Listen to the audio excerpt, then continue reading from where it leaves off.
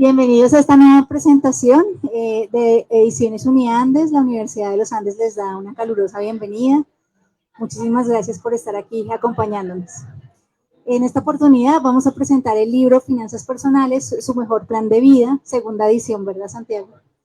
Segunda edición, un libro que ha tenido un éxito increíble desde su primera aparición. Muchísimas gracias, Santiago, por acompañarnos y por aceptar esta invitación. Nos acompaña entonces su autor, Santiago Rodríguez Rada, es el autor, quien va a charlar con nosotros, y Sofía Díaz Rico, periodista del Banco de la República, Villavicencio, y de portafolio Casa Editorial El Tiempo.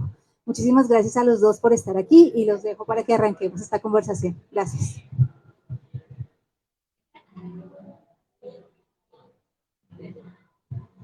Ahí me escuchan perfectamente. Bueno, agradezco a todos los presentes, a la Universidad de los Andes por la invitación y al profesor Santiago por tenernos en cuenta. Me entusiasma de manera personal adentrarnos en esta nueva edición del libro del profesor Santiago, una obra que justamente busca dar herramientas a todos los lectores para alcanzar un bienestar económico y personal. Debo confesar que hemos compartido pocas veces juntos, pero hemos hecho varias entrevistas, hemos publicado artículos y noticias sobre finanzas personales, y después de leer justamente pues esta obra, yo misma experimenté un cambio en mis hábitos financieros, y ahora pues las finanzas hacen parte como de esa materia prima de mi trabajo como periodista. Quizás para mí este libro ha sido más que un libro, sino como un antes y un después. Y después de las múltiples entrevistas, pues también he tenido la oportunidad de cambiar personalmente esos hábitos financieros. Justamente teniendo en cuenta la importancia que tuvo para mí este libro, de manera personal, invito a todas las personas que se conectan en este momento, a que nos están viendo, a los asistentes que nos acompañan, a que pues aprovechen este espacio, a esta conversación que vamos a tener, y que pues al final de esta conversación, los que quieran pues hagan sus preguntas, nos dejen sus preguntas, que acá las estaremos leyendo. Bueno, y para empezar directamente, cuéntenos, Santiago, ¿cuál fue la motivación inicial que lo llevó a escribir este libro? Sabemos que es la segunda edición. ¿Qué lo llevó a escribirlo? ¿Qué lo motivó? ¿Y cuáles fueron los retos? Listo, Sofía, muchas gracias. Nuevamente, gracias a todos los que están aquí presentes y los que están conectados. Digamos que la principal motivación es que yo considero que el tema de finanzas personales es un tema que es trascendental en la vida de todas las personas. Y creo que puedo aportar en ese campo algo a las personas. Entonces, digamos, comencé a meterme ya hace como unos 12 años en el tema de finanzas personales con diferentes temas, con una cátedra en pregrado, después posgrado, y en un momento dije, es momento de escribir un libro y tener un documento que sea como una guía y le ayude a las personas justamente a cambiar y a mejorar y tener un mejor bienestar. Entonces, la motivación es un grano de arena para tratar que las personas logren tener una mejor situación, una mejor vida financiera. Porque es un tema, es un tema diario, de todos los días, de todas las personas. Algunos lo hacen mejor que otros, pero jamás genera entre preocupación, ansiedad, estrés, cuando uno no sabe manejarlas. Y al final, siempre hay mejores cosas para hacerlo. Digamos, uno no puede decir, es que yo ya sé todo, no, ya está plasmado, acá hay muchas cosas plasmadas, pero uno todos los días sigue aprendiendo. Terminada la segunda edición, decía yo, hay cosas que se pueden incluir. Entonces, uno siempre está pensando qué cosas se pueden mejorar y qué cosas se pueden hacer. Perfecto, Santiago. Creo que yo soy el fiel ejemplo de que sí me tocó personalmente el libro. Sobre los retos, se nos olvidaban los retos. ¿Qué retos encontró pues, al escribir sobre este tema?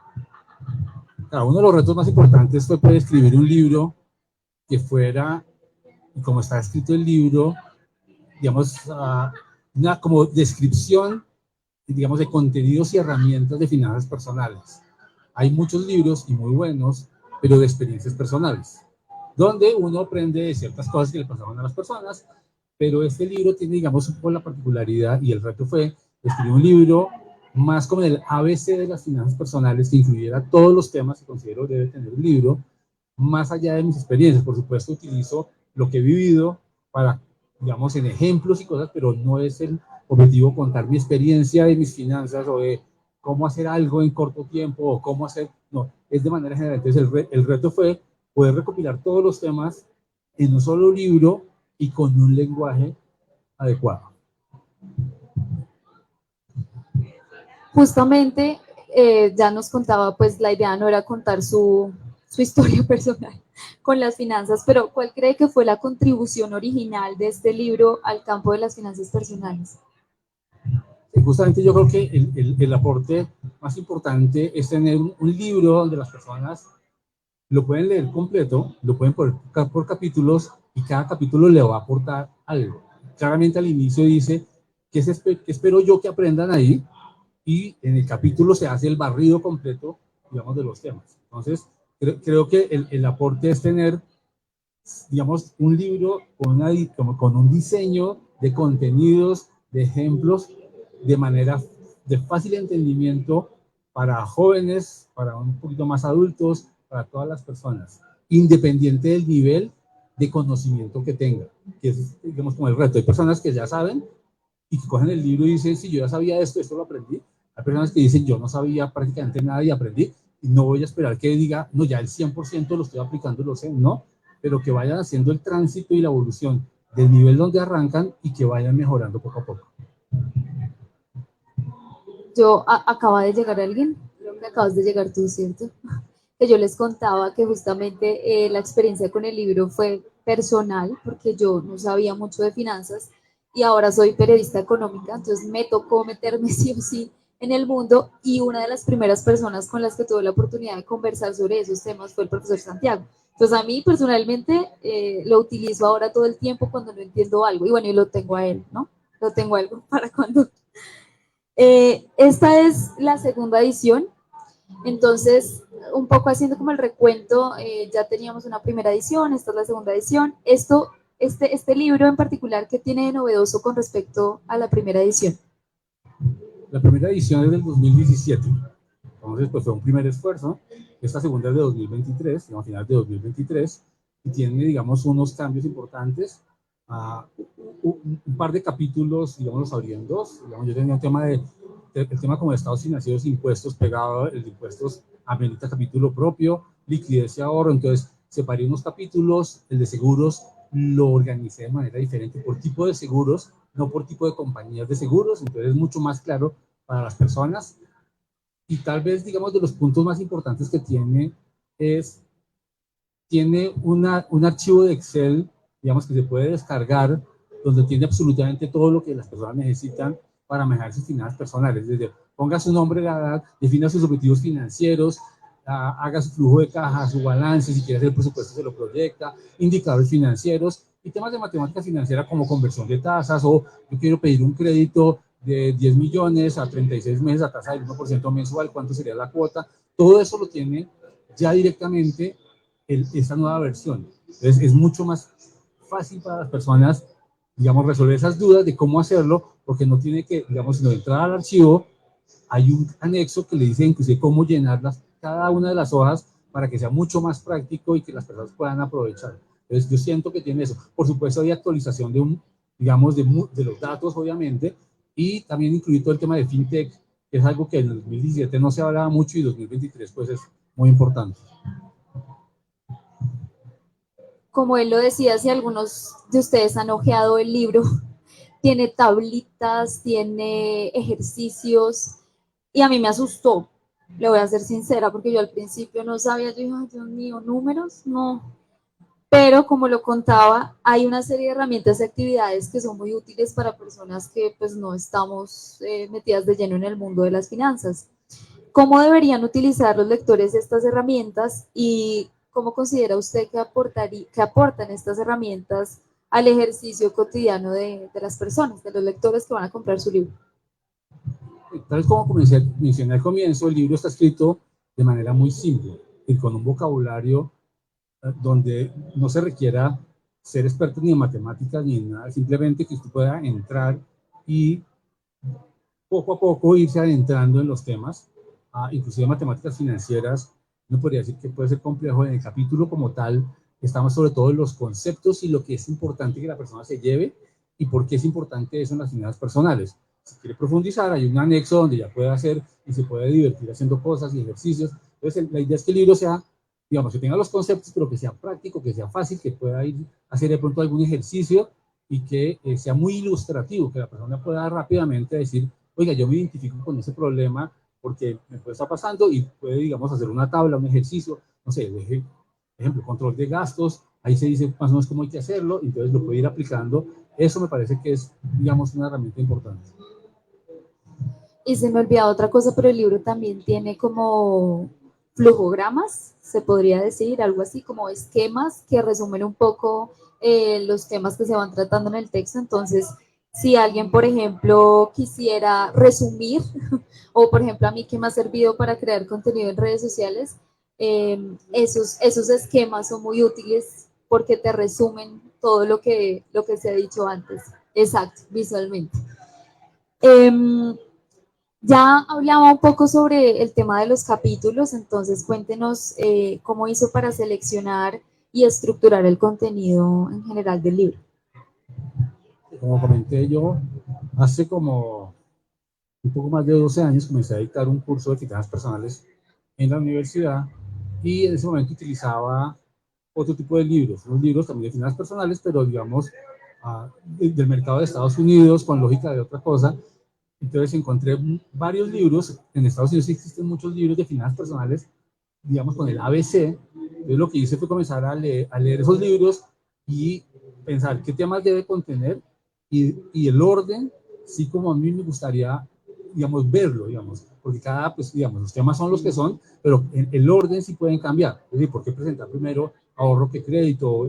Eso sí puede cambiar, pero digamos el contenido y el orden, pues el contenido sí sale parcialmente un poco de esas lecturas previas que hice, y el orden sí lo hice de acuerdo a mi gusto, a lo que yo creo que es, y obviamente soportado también por el curso de pregrado que venía dando. Entonces ya llevaba bastantes años dictando, lo que podía hacer es, digamos, entender el orden que los estudiantes también estaban entendiendo. Yo de manera personal cuando lo leí, lo que me di cuenta, pero el profesor me corregirá, los primeros capítulos son como esos conceptos más básicos y cada vez que uno va pasando hoja tras hoja, ya nos adentramos como en unos temas un poco más complejos, ¿cierto? ¿O equivocada? Los primeros capítulos son como el conocimiento previo que hay que para poderse adentrar en cada uno de los temas. Entonces tiene desde que es un plan financiero, hay que explicarlo completo, cuáles son los objetivos financieros, hablar de los estados financieros, matemáticas financieras, y después sí se adentra uno en cada uno de los temas que hace parte de un plan financiero. Entonces hablamos ya después del tema del ahorro, el crédito, la inversión, seguro, pensión, y cada capítulo tiene su propio, digamos, su propio tema. Entonces los primeros capítulos sí son como el conocimiento previo general que debe tener para poderse adentrar en cada uno de los temas del libro. Teniendo en cuenta esto, cuéntenos para usted cuáles son los capítulos más cruciales que usted considera que sí o sí una persona debe leérselos. ¿Cuál fue su capítulo favorito? Y tal vez cuál fue el capítulo con el mayor número de retos al momento de escribirlo. ¿Cuál fue el más difícil de escribir? Arranco tal vez con el más difícil. El más difícil fue el capítulo 2, porque es el que hace básicamente como el resumen de todo el libro. Digamos, es un poco el resumen en un solo capítulo donde hablo del plan financiero, qué es lo que tiene que tener, por qué es importante los estados financieros, por qué es importante los impuestos, y hablo de cada uno de los temas, pues, ya, en la inversión, el crédito, todo eso, pero de manera muy corta. Además, entonces, poderlo resumir, pero además dejarle la inquietud al lector para que pueda seguir y continúe y llegue a los capítulos que tiene que ver. Entonces, ese creo que fue el más difícil. Para mí hay dos capítulos que creo que en general las personas deberían leer y que es como el vez, digamos, como los temas. El ahorro. Realmente Colombia somos un país que ahorramos poco. Los colombianos ahorramos poco. Uno ve estadísticas del DANE y dice que el 85% de los hogares no pueden ahorrar. Entonces es terrible, porque o no pueden o no tienen la cultura del ahorro. Y para mí el ahorro es un hábito. Entonces, eso, y todo parte, digamos, en parte del ahorro. Yo hago un ahorro y es parte de lo que puedo poner para pedir un crédito y comprar una casa. Pues el ahorro no lo logro. Pero también para estudiar necesito el ahorro. Pero si quiero invertir, entonces hago un ahorro y después lo hago. Entonces, digamos, el concepto del ahorro es una cosa que tiene que estar en la cabeza de las personas. Y el segundo capítulo es el tema de crédito. que para mí es el dolor de cabeza de muchas de las personas. Porque las personas, pues hay que entender que cuando me dan un crédito, me dan la plata, pero yo tengo que devolverla, con los intereses además. Entonces, el dolor de cabeza, yo diría de la gran mayoría de los colombianos, es un tema de endeudamiento, digamos, de asumir más deuda de la que pueden tener a unas tasas un poquito más altas, y eso lleva a un rompimiento con las finanzas personales, donde llegan a un punto de pronto que no hay salida. Digamos, ahí es, digamos, por ejemplo, en esos dos capítulos, el ahorro, que es como el previo que yo tengo que tener, y el crédito, que si las personas no lo saben manejar, pues ahí termina la historia, digamos. Es posible que sea muy difícil continuar la vida financiera si no saben manejar el crédito. Creo que sí, totalmente. No sé si ustedes están de acuerdo, son los temas como más complicados. Justamente, ya lo decía, que la idea de este libro era acercárselo a la gente del común. Entonces, ¿qué estrategias utilizó, profe, para lograr que la gente entendiera esos conceptos financieros y que se convirtiera ese lenguaje tal vez muy técnico y académico en un lenguaje pues al nivel de las personas del común? Sí, digamos, la tarea fue comenzar a escribir. Entonces, ahí tendría que volver a la primera edición. Entonces, pensar cómo escribirlo, ya escrito, volver a leerlo, es decir, eso no está fácil. Entonces, hay que, digamos, fue una tarea de reescribir muchas cosas para ir aterrizando y bajando el nivel de vocabulario, digamos, el concepto tiene que estar, pero uno puede explicarlo de manera más fácil. Por supuesto, de pronto una de las ventajas que tengo es, pues al ser profesor, pues es un poco lo que hay que hacer en el salón de clase permanentemente con esos conceptos. Entonces, pues en la medida que yo, pues, más de 20 años de profesor, eso me ayuda a hacer eso. Y siempre pensando que el lector no era un experto en el tema. Digamos, siempre dije yo, y perdón un poco el comentario, mi esposa es psicóloga. Entonces, pensando en que mi esposa que es psicóloga y que tampoco es, digamos, conocedora de estos temas, pues yo le estoy escribiendo un poco a ella en el sentido, mire, le estoy explicando el A, B, C, el pedazo por pedazo, para que no hubiera ninguna duda. Entonces fue eso, y después obviamente cuando lo leí, traté de que fuera. Por supuesto también hubo, digamos, revisores que lo leyeron, particularmente un revisor que hasta acá se acuerda uno que era filósofo. Entonces pusimos un filósofo que no fuera académico y que leyó todo el libro. Y yo le hice una encuesta, digamos, de capítulo por capítulo, diciendo qué porcentaje del capítulo entiende y qué es lo que le parecía más difícil, y eso fue, digamos, como el banderazo de decir, cuando vi la respuesta que en general entendía entre el 80 al 90, un capítulo pronto es 60, y entonces lo ajusté justamente gracias a él, dije, el libro está listo.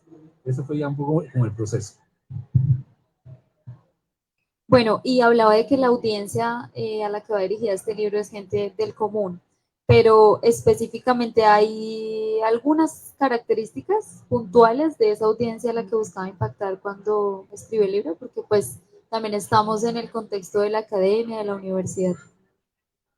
Sí, por supuesto, digamos, el libro parte un poco, y inicialmente está escrito para mis estudiantes, ya de pregrado o posgrado, pero como el lenguaje es tan sencillo, realmente está abierto al público. Yo no me voy a meter con el tema de las ventas, pero por supuesto hay unas ventas que son particularmente de los estudiantes, pero es un libro que también, perdón, se vende de manera fácil porque es de interés general, digamos.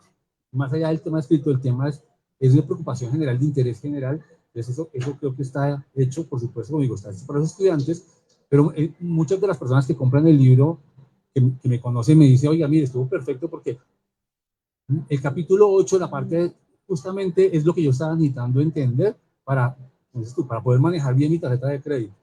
Entonces son personas, digamos, general, digamos, obviamente en la medida en que sea de bachiller para arriba, que pueda, digamos, leer el libro, pues le va a sacar un poco más el jugo, por supuesto, pero en general trato de que lo aproveche, pues, exacto, para todo el mundo, que sea lo más simple posible. Entiendo que hay conceptos que no son tan fáciles, digamos, temas económicos, pero pues que hay que tocarlos, pero digo, tal vez lo mencioné, yo no espero que el lector entienda el 100% del libro y lo pueda apropiar, sino que haga un avance de su nivel, se arrancó en el 20, que llega al 70, si llegó al 50, que llega al 95, algo de ese estilo que estoy buscando. Ya si hablamos del contexto académico, supongo que seguramente muchos de sus estudiantes utilizarán el libro, pero en caso de que otros docentes o profesores o cursos universitarios quieran hacer uso del libro, ¿qué recomendaría? ¿Cómo recomendaría que fuera utilizado este libro? ¿Hay alguna instrucción particular o alguna recomendación? Sí, digamos, por supuesto está el libro, digamos, cuando hizo la audiencia, yo también digo, está hecho para otros profesores si quieren utilizarlo en otras universidades o otros ámbitos, no sé, inclusive en el colegio podrían hacer hasta llegar a utilizarlo en los últimos grados. Entonces tiene eso, pero además tiene, en los anexos tiene uno que es como tareas que se pueden desarrollar, si alguien quiere hacerlo, pues está en ese anexo, y otro que es un plan financiero, que también son actividades que se pueden desarrollar para de temas académicos que cada quien o lo puede hacer individual, o el profesor puede, digamos, dirigirse a sus estudiantes para que lo hagan. Entonces, tiene, digamos, está como también con la metodología del profesor que quiere utilizarlo en un salón de clase, lo puede utilizar, digamos, directamente. Perfecto, ahora hablemos de las familias, ¿no? De las familias colombianas. Eh, no creo que en todas las familias colombianas todos tengan el cuaderno del libro de cuentas, o puede que sí. Entonces, quienes llevan las cuentas en las familias, ¿qué capítulo les recomendaría para que su vida financiera fuera un poquito más sencilla? Uno, dos, los que sean así más importantes. Aquí me apoyo en el libro, digamos, ¿no? Es importante eso que dices tú, las cuentas de la casa, de la familia, la que los lleva. Entonces es ordenar las cuentas. Entonces, para mí hay un capítulo que es importantísimo, que es el tema de los estados financieros, porque es que es aprender a hacer un flujo de caja. El flujo de caja es algo muy sencillo, pues digamos, es sencillo, son entradas y salidas, sumas y restas. Pero lo importante más allá de sumas y restas es que los valores que yo puse sean los correctos. Si no, yo voy a decir que si me gano 100 y me gasto 20, me están sobrando 80, y al final de mes miro la cuenta y está en ceros. Entonces no está funcionando. Entonces, para mí este capítulo es como el orden que deben tener las personas para que pueda, digamos, tener una buena salud, digamos, ahí como el diagnóstico de mis finanzas está ahí con los estados financieros. Entonces ahí está, haga los estados financieros, mire la realidad, después haga control de gastos. Entonces mirar qué puedo controlar. Muchas veces, no sé, hay gastos que no reconocemos o creemos que gastamos menos de lo que gastamos y entonces por eso es que, digamos, muchas veces no llegamos al final de mes con recursos. Entonces lo importante, lo primero es ordenar sus propias finanzas personales y familiares, porque a veces hay que mirar ese tema familiar. Entonces es muy importante ese capítulo donde las personas puedan escribir y hay un formato, digan cuáles son sus ingresos, sus gastos y que puedan reconocer que hay gastos que podrían comenzar a reducir. En la medida que lo reducen, tienen menos gastos y van a tener al final de mes unos recursos. ¿Qué son esos recursos? Es el ahorro que va a poder tener para todos los objetivos financieros. El libro parte de que todos tenemos sueños. ¿Sí? Que queremos viajar, queremos estudiar, queremos comprar un carro o una moto. Entonces, todos esos son sueños que queremos tener en el corto, mediano y largo plazo. Las finanzas me ayudan, pero yo tengo que saber cómo tengo un diagnóstico y no también decir, no, yo quiero de aquí a diciembre irme para Australia, ¿cuánto me cuesta? No, pero es que no. Entonces, reconocer un poco de la situación es importante para actuar, digamos, al respecto. Entonces, decir, esta es mi situación, la quiero cambiar, entonces, ¿en dónde está? En las manos de uno, comenzar a ver qué puedo controlar de manera que me sobren los recursos y yo pueda, digamos, cumplir estas metas y objetivos. Entonces, para mí, el capítulo donde se habla de estados financieros digamos, particularmente el flujo de caja, el presupuesto y el balance o la situación financiera, es importante porque es como el diagnóstico propio de lo que tiene uno para a partir de ahí decir, ahora sí quiero hacer y puedo además hacer ciertas cosas. Si hablamos de las familias, yo creo que uno de los retos más grandes es enseñarle a los hijos, a los chiquitos, ¿no? Y pues no los vamos a poner a leer el libro, pero si nosotros lo leemos, hasta de pronto podemos impactar positivamente en los hábitos financieros de los más pequeños. Yo, por ejemplo, recuerdo y mis papás nunca tuvieron conmigo, cuando yo tenía menos de 10 años, ninguna conversación sobre finanzas o ahorro o, bueno, profe, ¿qué podría hacer una persona que lea su libro para enseñarle a sus hijos a manejar bien sus finanzas? Lo primero lo que dices, pues, obviamente un niño de 10 años no le vamos a dar el libro para que lo lea, pero si yo lo leo y lo apropio el conocimiento y comienzo a tener conversaciones en casa, pero sobre todo también uno aprende con el ejemplo, para bien o para mal. Digamos, hay gente que aprende a hacer cosas malas porque ve que sus papás lo hacen, o hace cosas buenas porque su papá lo hace, Claro, también los hay que, hay que hacer cosas y no está de acuerdo, entonces trata de trabajar en contra, pero al final el ejemplo de casa es fundamental.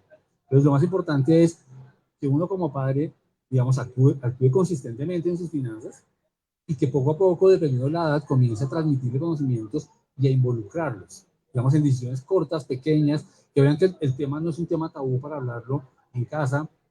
La verdad es que un poco dependiendo de la edad, los muchachos, los niños también tienen ideas, ¿sí? Pues, que uno de pronto, digamos que lo sorprenden a uno, que uno dice, oiga, yo no había pensado en esto, pero como está en 0 kilómetros, dicen, oiga, ¿por qué no has pensado? A veces funciona, a veces no funciona, pero por lo menos son ideas que le pueden dar. Entonces, para mí es importante es, con el libro, yo me apropio del conocimiento y comienzo a irle transmitiendo poco a poco, y claro, ya cuando tengan, no sé, 15, 16 años, pues ya el libro lo pueden, digamos, leer, no digo todo, pero hay pedazos que podemos irlos involucrando para que, digamos, es un tema que no se ve en colegio, en universidad muy poco, y en la casa tampoco. Me pasó lo mismo, claro, una generación diferente, en mi casa tampoco hablaron nunca, ni me expusieron al tema, ni hablaron del tema, y es un tema que nunca se hablaba en casa, y eso está mal, porque pues hay que hablar, como, perdón, como se habla de la sexualidad, se habla de los recursos, pues hay que hablar de todas las cosas de manera tranquila, independiente que se tenga mucho o poco, porque no es, como no tengo, no hablo, si tengo, hablo, no, simplemente hay que involucrarlos, digamos, transmitiéndoles preocupaciones hasta donde se pueda. Por supuesto, no hay que comenzar a decirle, oiga, un niño de 10 años, es que tenemos un problema para pagar el crédito de vivienda, pues, oiga, no es la idea, pero, digamos, explicarle cosas tan sencillas de que es un banco, que hace un banco, porque es un crédito, y como todos esos conceptos, porque si no, jamás van a aprender, como pasa con todos los temas, en la calle, con personas que de pronto no le van a decir de manera correcta. Entonces, lo mejor es el ejemplo y irlos involucrando poco a poco. Bueno, y para finalizar y darle paso a nuestra audiencia, a los que acaban de llegar, ¿qué enseñanzas le dejan estas dos ediciones, profe? ¿Qué aspectos positivos, negativos? Y si nos puede adelantar, ¿planea hacer otras obras en este año o va a descansar o cuáles son sus planes? ¿Tiene en mente alguna otra obra o va a tomar otra dirección? No, digamos que el libro le deja a uno más cosas buenas que malas. Malas, pues el esfuerzo de sacarlo. Pero pues eso al final pues digamos, es parte de la vida de una piedad que se ríe, perdón, es una tarea que hay que hacer, pero es más las cosas buenas del libro. La verdad es que uno se sorprende a veces con personas que no lo conocen a uno, le dice, oiga, mire, yo compré su libro y me cambió en ciertas cosas. No estoy, perdón, sea un poquito presumido decir, no, es que me cambió la vida. Pues, digamos, me mejoró en ciertas cosas que no estaba haciendo bien porque no sabía. Entonces, para mí, con que yo pueda hacerlo, es fundamental. Voy a meter una cuña, aprovecho, que es, hace un año, 4 meses, me dio por crear un consultorio de finanzas personales. ¿Qué me estaba pasando en el corredor, en el ascensor, en mi casa? Me preguntaban muchas veces como consejos, oiga, tengo esta situación, o saliendo de acá tú me preguntas, oiga, es que tengo esto, no sé qué hacer. Entonces dije, oiga, eso que hago informal, porque no lo hacemos un poquito más formal y le ayudamos a las personas. Entonces, finales del 2022, hice un piloto, 2023 y yo, que es un sitio, perdón, es solo para la comunidad andina, porque pues soy solo yo, pero donde las personas se acercan, es citas de media hora virtuales presenciales, no tienen costo ni para ellos, ni yo tengo retribución económica, donde yo los oriento. Entonces vienen, me cuentan una situación y yo les doy algunas ideas de cosas que pueden hacer. Por supuesto, la decisión está en cabeza de la persona, pero yo lo oriento y le doy alternativas de solución y pues llevo, no sé, voy a decir una cifra, no sé, 250 o 300 citas donde veo muchas cosas más fáciles, cosas mucho más complicadas, personas que recurren, personas que han venido 4 veces porque quieren mejorar, porque quieren, pero esa es la satisfacción. Decir, oiga, mire, tengo unas personas que van, se acercan y logran cambiar parcialmente su vida o ver una solución donde no la había. Digamos, es un poquito como la psicología de las finanzas, digamos, orientación, y eso para mí ha sido, creo que lo más gratificante, digamos, de, pues escribir el libro, está ahí, pero digamos de poderle ayudar a las personas. A mí me pregunté por qué lo hago, y pues, perdón, un poco lo que contesto yo porque no tengo más respuesta que esa es, si hoy atiendo a 3 personas, y cuando yo me voy a dormir digo, oiga, le ayudo a 3 personas, esperando que tomen decisiones. Digo, yo les digo, mire, haga esto y esto y esto, o podría hacer esto, evalúe, pero tome decisión, pase a la acción, que no puedo hacerlo yo, tiene que hacerlo la persona. Pero digo, oiga, mire, hoy atendí 2, 3, 4, 5 personas que tenían una preocupación o una duda y salen con mejor, perdón, con mejor cara. Y la otra cosa que quisiera aprovechar también es,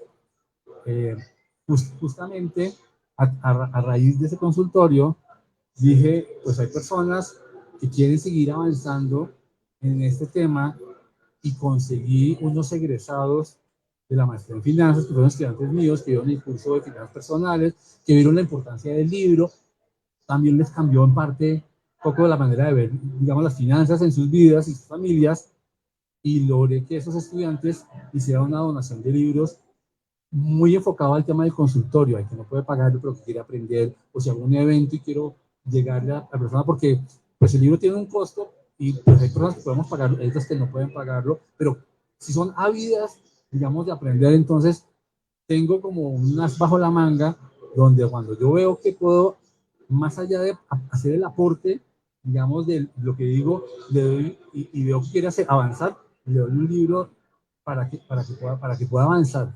Exacto, es un impulso adicional. Entonces, para mí es una, digamos, perdón que me alargue, es una retribución porque y me emociono con el tema porque, pues, para mí es, sí, hoy se ha vuelto un poquito como el todo, el tema de las finanzas entre el libro, la donación, el consultorio de finanzas personales. Perdón, así contesto, ¿qué podría venir? Hay cosas que vengo haciendo. Uh, el consultorio iba ligado a una página web donde las personas resolvieran las dudas en la página web y los problemas en el consultorio. No las dudas en el consultorio, de tratar de, entonces eso está avanzado, tengo que darle un matiz de pronto un poco diferente y tengo, digamos, he construido documentos de muchas cosas que creo que en algún punto, claro, un poquito de descanso no sobra, pero sí comenzar a estructurar eso porque vuelvo a poner al servicio de las personas temas de herramientas y conceptos de finanzas personales. Bueno, pues muchas gracias. Creo que nos deja intrigados. Yo no sabía lo del consultorio. Ahora cuando salgamos aprovecho la oferta, el ofrecimiento. Y ahora pues ya agradeciendo el espacio de la Universidad de los Andes, al profesor Santiago. Si alguno de los presentes tiene alguna inquietud o quiere hacer algún apunte sobre el libro, creo que es el momento, es pertinente, el que quiera, el que desee. Bueno, yo tengo 2 preguntas. Me voy a lanzar. La primera es, yo cuando escuché tu nombre y el tema del libro, yo dije, el consultorio. Yo soy uniandina y estuve a punto de pedir varias citas.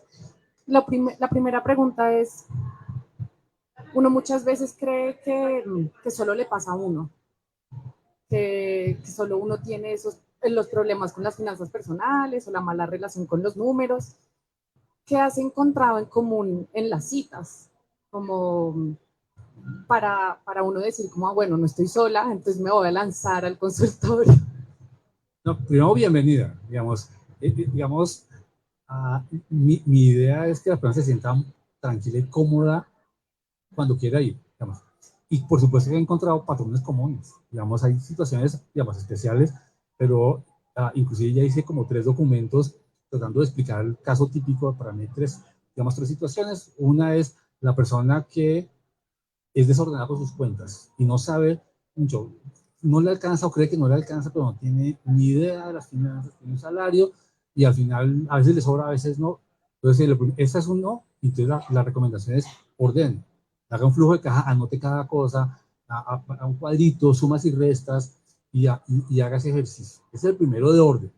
El segundo es, yo sí sé que me gasto, pero es que no me alcanza. Yo al final de mes en rojo no sé qué hacer. Entonces, un segundo es control de gastos. Entonces, venga, miremos qué gastos tiene, cómo puede hacer, clasifíquelos, haga una estrategia de eso. Entonces, está ese y ese tal vez, digamos, es preocupante porque es que no le alcanza y eso va unido porque está sobreendeudado. Entonces, claro, no le alcanza porque tiene gastos, pero es que está, voy a decir, gastándose el 60%, 70% de su salario para pagar, pague aquí, pague allá, no sé qué. Entonces, estrategia es mirar cómo puede hacer, vaya a la entidad, trate de hacer renegociación, haga una compra de cartera, vaya al fondo de empleados o a la caja de compensación, es decir, busque ayuda, un familiar, venda un activo, algo que le dé solución. Entonces, alguien que tiene una angustia y que tiene una preocupación porque está muy endeudado. Y tres, es tal vez un poco del otro lado de la moneda, la gente me dice, no, yo sí logro ahorrar. Y la cuenta tengo una plata ahí, pero está en la cuenta de ahorros al cero y eso, pues eso creo que está mal, me dice. Y yo le digo, tengo una buena noticia y una no tan buena. La buena es que tiene un ahorro, de hecho, fenomenal. Ya hizo la primera parte que es difícil que la colombianos ahorrar. Ahora comencemos a hacer cosas, o comienza a hacer cosas para que eso comience a tener cierta rentabilidad, de acuerdo al perfil de riesgo. Entonces yo le puedo, depende de la persona, le explico algunas alternativas que encajen con la persona. Hay personas que yo no le puedo decir, no, invierte en criptomonedas, no, hombre, eso no es para la persona. Como hay personas que le digo, no, sí, mire, hay un aplicativo que usted puede hacer esto. Entonces, va a depender un poco el perfil de la persona y los gustos de la persona. Yo comienzo ahondando y cuando veo que se siente cómodo, digo, en esa primera cita paremos acá y arranque por ahí. Más adelante puedo hacerlo. Entonces, sí, he tipificado y hay cosas que son, digo, muy especiales, pero en su gran mayoría, digamos, son recurrentes. Y no eres la única que puede tener esa situación positiva o negativa de finanzas o dudas. Y la segunda pregunta es, yo estudié literatura y siempre, bueno, hasta hace como un mes que tomé un curso de storytelling con datos, decía como, odio los números, no me gustan, eso no es lo mío, pero creo que uno se pierde de muchas cosas al decirse eso, al creer que eso es verdad. Entonces, ¿qué recomendación nos darías a las personas que creemos que tenemos una mala relación con los números? ¿Cómo mejorarla? No, que lo fundamental acá no son los números. Es un poquito entender el concepto y comenzar a aplicar ciertas cosas, digamos, más allá del número. El buen manejo de la tarjeta de crédito es un hábito que tienes que tomar, o el ahorro es un hábito. ¿Dónde aparecen los números? Cuando yo digo, bueno, es que pido que un crédito que haga esto, ahí puede haber algunos números, pero para eso tiene una herramienta que yo pongo un número y me bota el resultado. No tengo que entender nada, sino poder abrir una hoja de Excel. Además hay un instructivo en el libro de qué datos se necesita poner y eso te soluciona. Entonces, para mí los números no debería ser una limitante. Desafortunadamente, el nombre del libro y en general de la temática se llama finanzas. Y la palabra finanzas genera cierto miedo a los números, pero claramente no, digamos, no lo es. Digamos, y te digo, yo tengo un curso, el curso de pregrado que tengo en la universidad es para todas las carreras y todos los semestres. Es decir, tengo personas de filosofía, pero tengo personas de psicología, tengo ingenieros, economistas, administradores, personas que estudian derecho, literatura. Entonces, tengo una mezcla de todo y eso, entre más mezclado, más entretenido y más provechoso es el curso. Entonces, la verdad, hay que quitarse ese velo de, digamos, de los números y que no puedo. Gracias por la pregunta. Santiago, buenas tardes, muchas gracias. Yo quiero resaltar, no del libro, sino que ustedes hablaron de la educación en los niños. Y si mal no recuerdo, usted diseñó un juego. Y yo quisiera que nos pudiera decir algo sobre ese juego porque necesitamos educar a nuestros niños. Yo creo que esa es la base. Uy, caramba, sí, efectivamente hice dos juegos, no uno sino dos, dependiendo de la edad, uno que iba como hasta los 12 y otro de los 12 en adelante. Es un juego que tiene lo que, digamos, todo lo que tiene que aprender dependiendo de la edad. Es un ejercicio difícil porque fue definir los objetivos, digamos, objetivos que debe aprender, de aprendizaje, como es la metodología, hacer el diseño, probarlo con estudiantes y además pues tuve la oportunidad de hacer una investigación en colegios donde yo iba con los muchachos a hacer la actividad de los juegos. Yo iba, jugaba con ellos y probé que sí sirve. Entonces, gracias por recordármelo. Tengo que desempolvar un poco ese tema porque los juegos ya están hechos. Habrá que pulir un poco ciertas cosas, pero quedó diseñado. Tengo ejemplares inclusive de los juegos. Y si le meto a los juegos, tengo unas guías también, que son para niños. Hay un libro, y de dónde salen esas guías, hay un libro, cuando uno queda embarazado, digamos, mi esposa quedó embarazada, entonces uno iba a una librería a buscar libros de eso, y había uno que me sorprendió, que decía, se llamaba Duérmete Niño. Y yo decía, un libro solo para enseñar al niño cómo dormir. Y yo decía, pero oiga, pues, perdón, uno a veces ve unos libros por ahí que son muy particulares, y ese era solo para enseñar a dormir. Y dije, no, oiga, pero entonces era El libro es, léalo uno como papá y aplíquelo al chino. Esa es. Entonces mi esposa, nos repartimos la tarea, mi esposa lo leía, me decía qué hacer, y yo me pasaba la noche aplicando lo que ella decía. Y funcionó perfectamente. La verdad puedo dar fe que funciona. Entonces la guía es exactamente lo mismo. La guía lo que tiene es unos conceptos para que el papá los lea y haga ejercicios, actividades con los hijos. Y tengo guías para niños desde los 5 hasta los 23. Bueno, no son muchachos de 23. Entonces, eso también puede, lo que me decía aquí Sofía, eso puede ser para este año, volver a sacar eso. Y pues la verdad es que hice la parte difícil, que era, digamos, la elaboración. Ahora, no, difícil no, viene la comercialización y hacer todo eso que es difícil, pero bueno, ya está. La parte difícil tal vez es cranearse el diseño, el juego, probarlo, porque lo probé con, pues digo, un año probándolo en colegios, pues fue bien dispendioso y muy interesante. Entonces sí, gracias por, sí, ahí tengo, esa puede ser la tarea de este año. Bueno, yo voy a participar como colega de Santiago. A mí lo que me encanta del libro es que Santiago no lo hizo para hacerse famoso. Sí, no es como, ay, puedo hacer mi bestseller para hacerme famoso. A mí lo que me gusta de este libro es que ese es Santiago. O sea, esa es la vida de Santiago. Santiago se levanta por la mañana, llega a la universidad y da esa clase y les explica a los estudiantes. Después sale, atiende a todos los que vamos y nos les sentamos allá a contarles nuestras penurias, ideas y locuras financieras. Y ese es Santiago. Y Santiago se para de ahí y se va a hacer investigación. Pero no es una investigación rara, sino que él se pone a pensar, oiga, ¿cómo hacemos para hacer educación financiera en Colombia? Y Santiago llega por la noche y tiene sus estudiantes de posgrado y siguen lo mismo. Entonces es como la consistencia, o sea, es una vida volcada a querer hacer esta clase de cosas. Y una cosa que él decía que yo siempre destaco, que es quererlo hacer, Dios, tener la voluntad de ayudarle a la gente. Eso es, a veces los profesores hacemos cosas porque nos gustan a nosotros, porque nos sentimos nosotros como nuestra forma de lograrlo. En el caso de Santiago, no, es eso. O sea, es el mismo Santiago que va por el pasillo y le va contestando cosas a todo el mundo. Es el mismo. Entonces, esa es la gracia del libro, que no es el bestseller de una persona que dice, no aspires a un famoso. No, ese soy yo. Soy un buen profesor, una buena persona, y ese es el día a día. Esa es la gracia del libro. Gracias, Rosa. Sí, sí, efectivamente. Sí, pues digamos como que mi vida siempre, digamos, la vida me fue llevando un poco a eso y ayudar sí, a las personas. Solo como para decir, yo como a las 11:30, 12, comienzo a pensar en mis propias finanzas personales, porque también tengo que hacer algunas cuentas y hacer algunos pagos, pero no me da tiempo mucho durante el día y me toca preocuparme más al final, pero sí, efectivamente, digamos, soy consistente con lo que hago y efectivamente no busco más retribución, sino que una sonrisa, un gracias, un me gustó, una cosa buena y ya para mí es más que suficiente. Gracias. Una pregunta, profe. Según los casos, digamos, exitosos o de la gente que sabe ahorrar, eh, porque me parece muy difícil el tema en un país como el nuestro, ¿no? Donde, digamos, el salario mínimo es tan bajo y los costos de vida son tan altos. Entonces, se puede determinar, no sé si hay algún momento de la vida del ser humano colombiano en el que uno esté tranquilo de sus finanzas. O sea, hay un momento que tú has podido identificar que diga ya a los 50 años o cuando uno se pensione ya uno va a estar más tranquilo, no sé.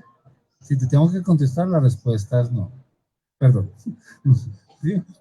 Porque es que además eso no depende del salario. Yo conozco personas que se ganan un salario y ahorran. Personas que se ganan 50 millones y están con los avances de la tarjeta de crédito. Entonces, no es del salario, es más como el hábito que pueda ir logrando y el interés como el orden de manejar sus finanzas. Hay personas que, pues sí, o sea, tienen 50 años, tienen su trabajo y todo lo que tienen lo tienen a crédito.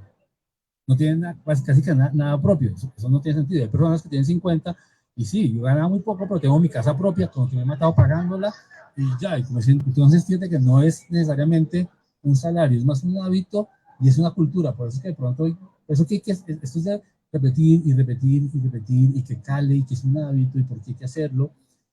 Digamos, pero yo diría, no, sí, no, y en ese país sí, de acuerdo, el ahorro es muy bajito porque es difícil, por supuesto, pero tampoco hay hábito. Entonces, sí, yo no siento que haya una edad donde diga uno, y no quiero meterme con el tema de la pensión porque ahí nos enredamos, sí, pero sí, digamos que no hay una edad donde diga, no, ya estoy al otro lado, no. Bueno, entonces muchas gracias por su participación. Le damos un aplauso a Santiago. Los invitamos a comprar el libro. Estamos con descuento de feria. Entonces, pues muchísimas gracias a todos. Gracias.